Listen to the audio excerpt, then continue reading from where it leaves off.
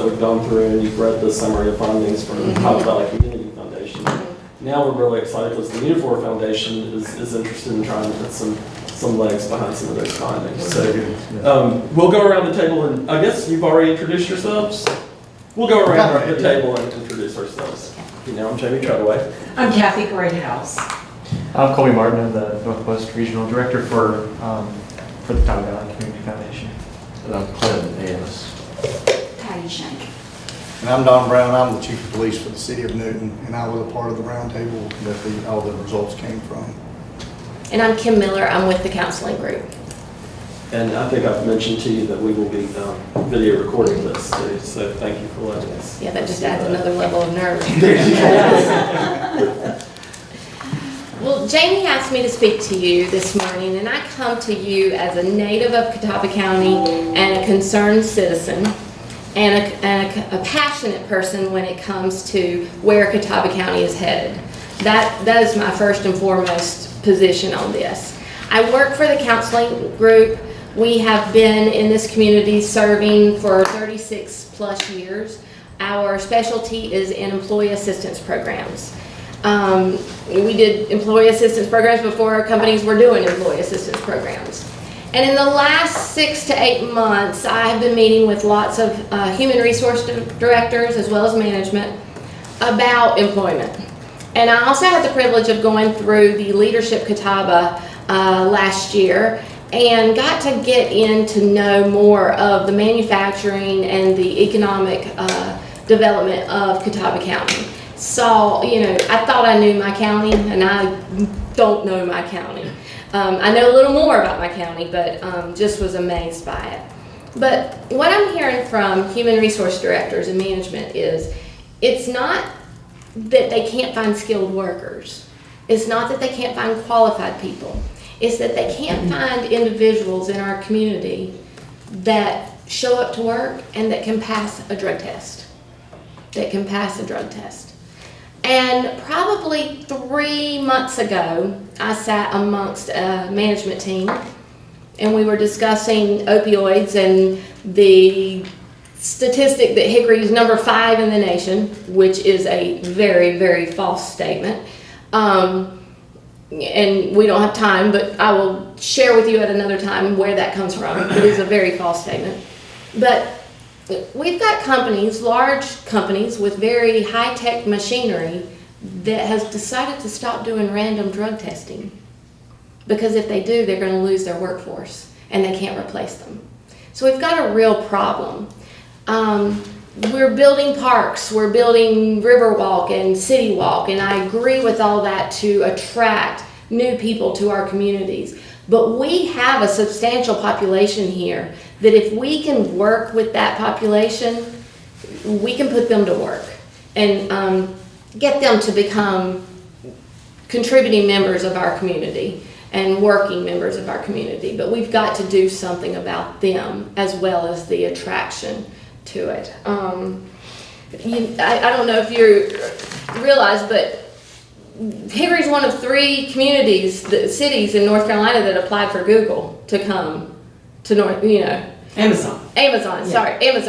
For Amazon to come to our area. And what is that, 50,000 employees? And I was like, kudos to whoever filled out that application. Where are we going to get those 50,000? And how are we going to get them to pass the drug test? That's what we need to be looking at.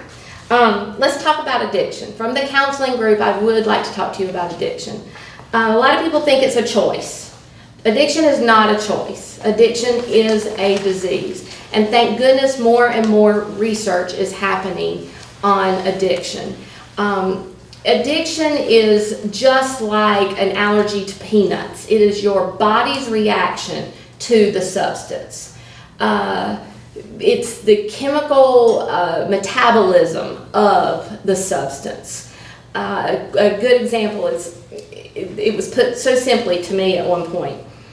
You have one person drinking a glass of wine and another person drinking a glass of wine. And when you drink a glass of wine, you get that sensation of, ooh, oh, ah. And some people say, oh, I better stop. That's enough. And other people go, ooh, More. That's the difference between a non-addicted personality and an addicted personality. It's the way the brain and the body metabolize that substance. It's a completely different reaction. It's not a choice. It's how the body reacts to that substance. Now, do they have a choice to take it or not? Yes.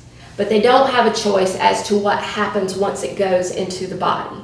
So then the care comes to, let's deal with making that first choice and let's treat that. And then studies will go on how do we take care of the metabolism in the body. All right? So lots of research, lots of things happening, but the choice, it's just like the peanut. A child doesn't have a choice of what the body's going to do. The child has a choice on whether to pick up the peanut or not. So that's substance abuse, addiction. We've all heard of doctors overprescribing. Well, that is now stopping.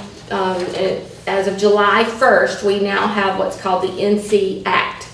That now has restricted physicians and pharmacists on what they can do as of July 1st. Before July 1st, it was an option to go to the registry as a physician, to go to the registry and look at what a patient is already on or using. Now it's not an option. Now a doctor, if you have a patient that is in acute pain, they can only prescribe a 5-day dosage. If they are having a surgery, they can only prescribe a 7-day dosage. And every time they do this prescription, they have to go to the registry and review the registry and input the registry to the registry. Pharmacists, prior to July 1st, had 3 days to input their documentation. Now they have to do it within 24 hours. So stricter guidelines as of July 1st.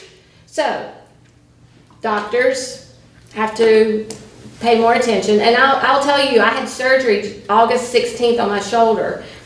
Awful. I could not get medicine. It did. I mean, I went to my doctor and said, I am still in a lot of pain. Can I get anything else? Sorry. It really has put the stops on doctors. So those that need it can't get it now, but it's okay. We get through it. We find other ways. So it's all right. So what has that done? Well, if you can't get it from your doctor, where do you go? You go to the next easiest place. Your family and your friends, you start stealing it. Or you go to the streets. So now we have more crime. So now because the addict has got to find a way. The addict is not getting treatment. The addict has got to find a way to get that relief or that high or that feeling that they have now become addicted to. Yes, sir. I just want to, I'm a stopwatch person. Okay. So we're trying to do about 15 minutes of presentation, about Okay. 5 minutes of questions. So we're at about the 7-minute mark. Okay, thank you. Yeah. So with the crime, we now have now problems, and we've got arrests that are going on. So we have arrests in 2011 to 2015. According to Catawba County Health Department, we have a 4% decrease in arrest. However, even though there was a decrease, there was a 10% increase in drug-related arrest. In that 10% increase, the synthetic narcotics such as meth and heroin increased 1,431%. Catawba County. Catawba County. So, we can't arrest our way out of this issue, that's for sure. Learned an interesting statistic from our Attorney General of North Carolina, from Josh Stein, that any person that takes a prescription pain medication such as oxycodone, OxyContin, for 10 days or more, 20% of those folks will still be on pain medication 1 year from now, or from the time they started. 20% is a lot of people that still on pain medication just because they take it 10 days or more, which is, I thought that was very startling to me, really.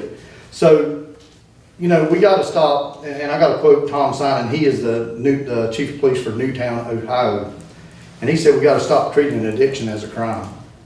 Again, we can't arrest our way out of this. I'll give you an example of how it affected the city of Newton. January 1st to March 14th, we had 7 overdoses. We have 13,000 people in Newton, which is a small town. We had 7 overdoses and 5 deaths from heroin. Now the heroin's that is not what's killing people. It's the fentanyl and carfentanil that's being pushed here from China. So at that point, I said, we have got to do something. People are dying, I mean, at a rate that we've never seen in our city. So I have 2 narcotics officers, and then I have a street crimes unit of 4 officers. I pull those street crimes guys and I put them with our narcotics officers. Within a week, they made an arrest on the big drug dealer. Those are the people that need to be in jail. The ones that are, and when the results came back from the drugs that we seized, fentanyl and carfentanil were in those drugs. And that's what was killing people. Our deaths stopped immediately. They just stopped. We've had 1 death since then of overdose. Another example, we had one gentleman who overdosed 3 times in 1 weekend. And we brought him back with Narcan 3 times. One time in Burger King's parking lot, another time in another parking lot off St. James Church Road, and then another time in Big Lots parking lot. And we brought him back every time. He refused treatment. After we brought him back, he refused transport to the hospital. At that point, this man was from Hickory, but he's overdosing in Newton. So that tells me he's coming to Newton to get the drugs, which is where it's happening. So immediately we say, we've got to find where these drugs are coming from. That day of the last overdose that he had, that day we found where he was getting the drugs, made an arrest. The overdose has stopped again. So it's not a lot of people out here that are putting these drugs on the street. We have sales of them, and once we catch those people, the big drug dealers that are putting it out there on the street, we arrest them. We stop it. So your street level dealers, they're not the ones that do. Am I all for putting people in jail? Absolutely. If they deserve to be in jail, they need to be in jail. Absolutely. I'm 100% on that. But again, we've got to stop treating addiction as a crime. We've got to shift addiction out of the justice system, because we're not gaining any ground as long as we're putting these people in jail, because they come right out and they're right back out on the street using drugs. We had another example. We had a man that was in prison for over 2 years. He was a big drug dealer when he went in, and a big drug user when he went in. He gets out on Saturday, Sunday, he's dead. And we look in his phone, and you would think he had never gone to prison. All the texts and calls that he had, people wanting drugs and wanting to bring him drugs. Been out of jail 1 day. And the reason we think that he overdosed was when he went in, he was using a certain level of drugs. We hadn't been using those drugs in that time that he was in jail or prison. So he comes out, he goes back to using that same level of drugs, and it killed him. So again, putting people in jail is not the solution to this problem. And Don's got the great idea of taking care of the right people in jail. But look at the mug shots that I've provided you right here. Look at the mug shots. Do you see the young women in these pictures? I want you to look at the first picture, and I want you to look at the last picture. Folks, this is the same person in an 18-month period. In an 18-month period, a young lady. Now let's look at the first picture. Probably, and this is a Hickory, these are Hickory mugshots. The first picture is probably a low-level crime like shoplifting. What if we were able to take care of her there? What if we were able to get a hold of her at that low-level crime and give her treatment for her addiction? Because she's shoplifting to feed her addiction. What if we were to give her a treatment right there? Do you think we would have 8 mugshots? That's what the next slide is about, the next handout. LEAD, Law Enforcement Assisted Diversion. There's a program across the nation, and specifically I'm going to point to the one in Seattle. that the Hickory Police Department, and Don has worked with many law enforcement here that are looking at the LEAD program. This is where the law enforcement will take a low-level crime, such as sex workers or like the shoplifting, and offer them an option. If you have an option, I can take you to jail, I can charge you with this crime, or I can take you for treatment. You'll have a case manager. You go to treatment, we help you with your addiction, and you will not be charged with this crime. What if we have that situation? Well, in Seattle, they've done this, and they've studied this. They've actually been doing it for 5 years, but in their data, 60% were less likely to be arrested in the first 6 months. Remember, on that other slide, 77% were rearrested. In this case, 60% were less likely in 6 months. After 2 years, 58% of them were not going to be arrested. Then if you look at the next slide, it talks about the cost. The cost for putting someone in jail at a low-level prison, a low security, $65 a day. The cost of the LEAD program, the startup year is the most costly year, is $29 a day. And then the subsequent years is $17.50 a day. Now, this is a great program. Lots of research, lots of talks, lots of people involved in this. They've been looking at Seattle, they've been looking at other programs. LEAD seems to be the best modeled and the best researched, the one that's had the most success in it. So they're following the success of the Seattle program. Wilmington, North Carolina, Fayetteville, and Statesville is starting. Statesville just wrote for a grant to the U.S. Department of Justice for $400,000 for 36 months. That was our time, but I mean, we can keep on. Okay, for 36 months, and they're looking for it. The idea is great, but it's the funding, and the funding is only going to come from grants at this point. And it's got to be a long range. It's got to be supported long range. There is nothing available in our community. Where, when you arrest a low-level user, but where are there places to take them? Not now. And so, are you saying the LEAD program would establish Trying treatment to centers? establish it. Trying to establish this program. That's gonna be our partners that we're gonna have to bring in and bring on board that will actually manage the whole program. That can offer those services and connect them with those services. The law enforcement part of it, we have a very small part of it, to be honest with you. When we train those officers to decide, is this one that we would divert, or is it one that we're gonna go ahead and make an arrest? Once they're trained to do that, if they're gonna divert it, then they tell them, you've got 14 days to complete an assessment. If after 14 days you have not completed that assessment, then that officer goes back and charges them with that crime. It's not like it's a free pass. It's not a free pass. So after 14 days, if they have completed that assessment and they have entered the program, then that charge goes away. We never charge them with it. So it's not like, okay, well, you made it halfway through the program, so we're gonna come back and charge you. That's not right. The original agreement is that 14-day assessment. So once they do that, then law enforcement is out of it. What about the detox that's going to start immediately? That's part of the program. That's got to be part of the program. And it has to happen immediately. That's right. And it's with that law enforcement. And that's what's missing right now, is that immediate. It's got to be immediate. Because number one, if the officer gives that opportunity right there, they have to go from the officer straight to that case manager. And that's what the LEAD program is trying to develop. That's what Seattle has developed, Wilmington has so developed, Fayetteville is it, and you can see in that map at the stages of the different programs. But and so Statesville is doing the grant applications to get the money to create it. Because right now, there is nothing. Right now in Hickory, you have Fry South Campus, where you go for detox and you're out. And that's it. We have clinics in the area. Those clinics are methadone and Suboxone. Those are money-making Yeah. clinics, and that's not what LEAD is looking for. LEAD is looking for actual case management treatment to get this person well again. And what keeps them in the program?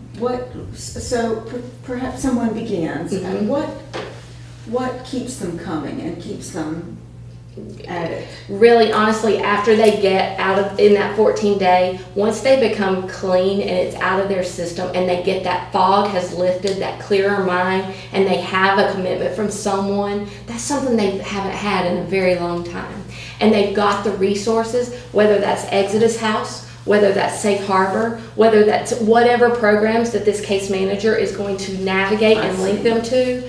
So they're linking them to other assistance Yes, it's going to programs. take a big picture. That case manager is going to be crucial to them, not just in the addiction, but in life. And right now, the Hickory Police Department, and I meant to ask you this, because I read this in the foundation, the Catawba County Foundation, the Hickory Police Department has someone who tries to get them to work after being in jail. Well, Goodwill does too. There's so many services out there that needs to be linked by somebody. And that's what that case manager will do is, okay, so you need a job. Now let's work on that. Let's get you connected with this person. Oh, you got a criminal record? Well, this person can get you connected with a job even if you have a criminal record. And will this encompass many counties, or are we looking at one county, or? Right now, we're Catawba County. Catawba County, okay. We're Catawba And I County. would say with that, with Catawba County, this is the first multi-jurisdiction initiative with LEAD. All the others have been cities like Fayetteville, Wilmington, and Statesville in North Carolina.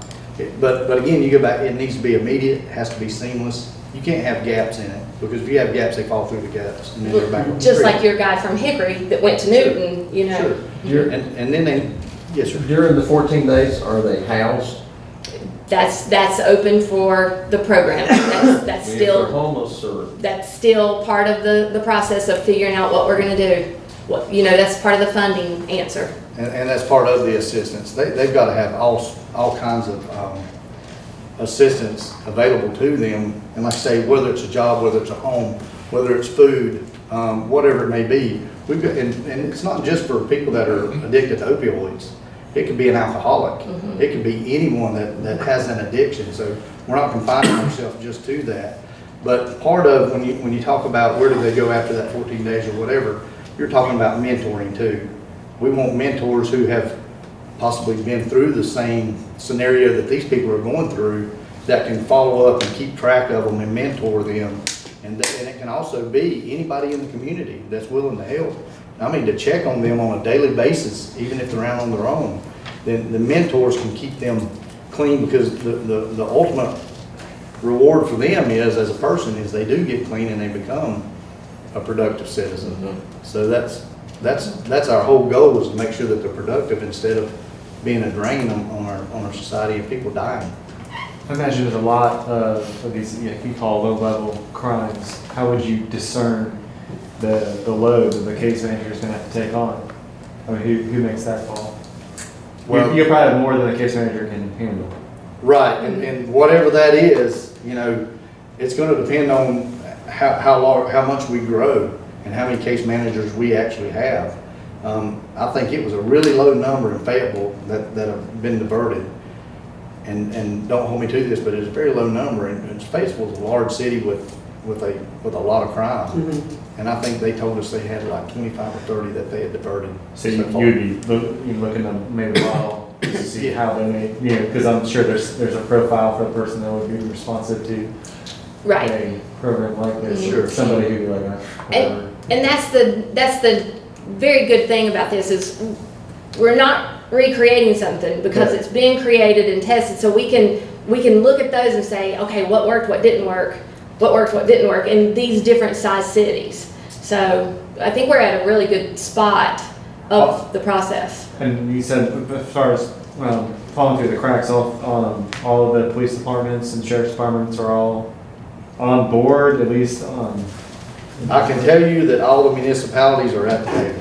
We have 8 municipal law enforcement agencies in this county, and all of them are at the table and willing to work together. We have another initiative that we all work together on as well that has been very successful. It started out as a Catawba County Gang Initiative, and we started that about 8 years ago. And we've even gone over to Catawba County Safe Communities, and our last part of that was we were addressing domestic violence. So it's very, you know, we can move around and do different things with that initiative, but the point is all 8 agencies work very well together, and we're all at the table and we all work together and we make it work. Don arranged for Kathy and me to go to see, and we sort of practiced our roundtables with law enforcement specifically, and Don worked that out. So we saw firsthand how all these municipalities do come together. The law enforcement's at the same table, and they do work with the gang initiative quite well. Very impressive. Thank you for doing that. Are there any other questions? I'll say this, it's not a waste of money, it's an investment of money, and in our community, it really is. I have nothing invested in it other than my community. The counseling group would not be a counselor or any part of it. I just look at it as our companies that we contract with have this great need, and I see, you know, nothing else has been working. And when I saw the presentation of this, I was blown away. So I had to go see it again. And then I started researching it myself. And I just think it's, you know what? It's something that's working, because the other stuff hasn't been working. So Best idea we've seen. it's the best idea I've seen. So I really think it's a great move. And if you have anything else, there's a great documentary that I would recommend. It's real short. It's a 60 minutes, The Life of an Addict. It's on YouTube. It follows a young boy through his day. It's the day before he goes to treatment. He knows he's going to treatment, and he's trying to get a hit of heroin, and he doesn't have $20 to get his hit of heroin. Another cost figure, the gentleman that Hickory Police Department that they arrested, and they did the interview. That I didn't share this with y'all, but he was up to a $300 a day pill habit. $300 a day pill habit. And his deal, he couldn't keep that up, so his dealer said, hey, why don't you try some heroin? $20 for the same thing. So he said, oh, so he did that. So when the police officer interviewed him later, he said, tell me about that. And he says, while I was on the pill, I was still myself. I was still who I was. I had that high, I had that feeling, but I was still me. Within a week of being on heroin, I was not myself. I was angry, I was violent, I was violent towards my family, I was stealing from them, I was doing things that I never dreamed I would ever do. I was not me. And when I watch this, The Life of the Addict, you see it. It's crazy. It's crazy, but thank you for your time. Thank you very much, we appreciate your time. Yes. Thanks. How much do we go over?